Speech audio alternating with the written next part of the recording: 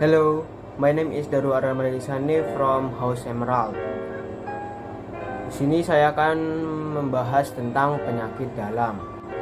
Penyakit dalam adalah spesialisasi medis yang berhubungan dengan penyakit dan masalah kesehatan yang mempengaruhi organ-organ bagian dalam orang dewasa.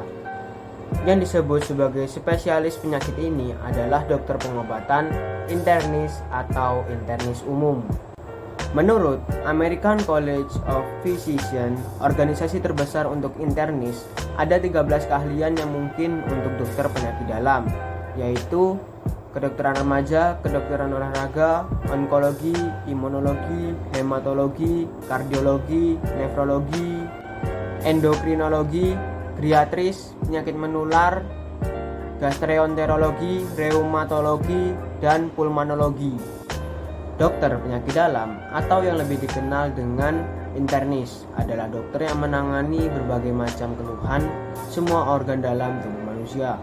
Ada berbagai macam penyakit yang nyatanya perlu ditangani oleh dokter spesialis penyakit dalam. Di antaranya alergi imunologi adalah penyakit dalam yang berkaitan dengan alergi dan gangguan terhadap sistem kekebalan tubuh manusia.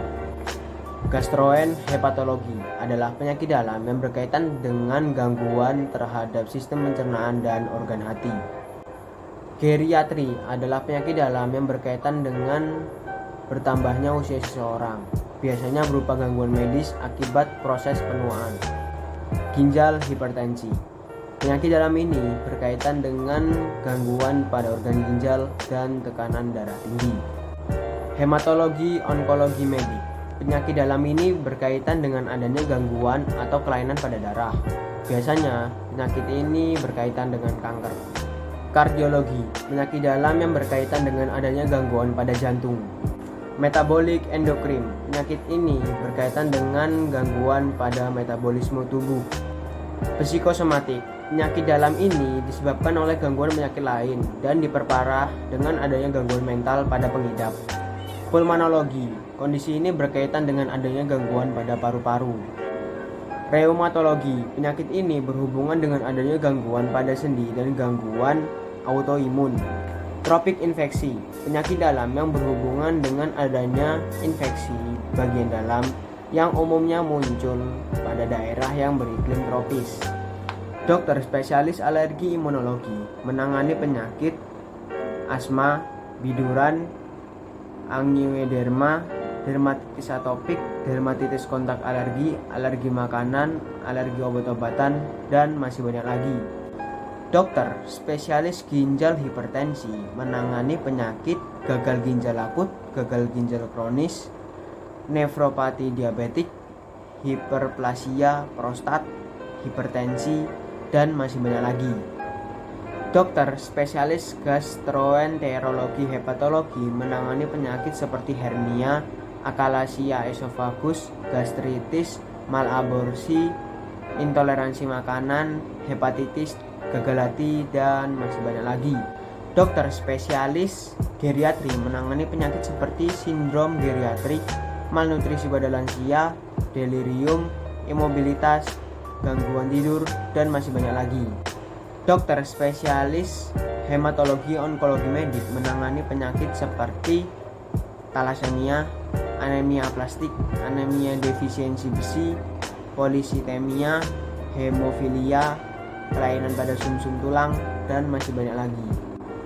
Dokter spesialis kardiovaskular menangani penyakit jantung, shock kardiogenik, henti jantung, miokarditis, angina pectoris, gagal jantung, dan lain-lain. Dokter spesialis endokrin metabolik menangani penyakit seperti gangguan hormon, gangguan hipotalamus dan pituitari, hiperkalsemia, gondok, diabetes mellitus, dan lain-lain. Dokter spesialis reumatologi menangani penyakit seperti trauma sendi, artritis reumatoid, osteoartritis, lupus, dan lain-lain.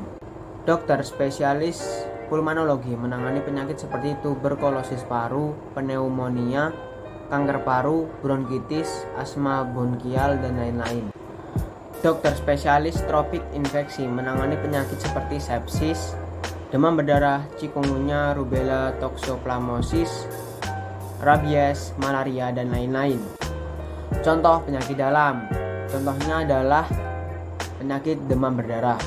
Tanda-tanda dari demam berdarah adalah suhu tidak stabil atau naik turun, badan lemas, napas memburu, sakit perut parah, muntah darah, muntah terus-menerus, dan pendarahan di gusi.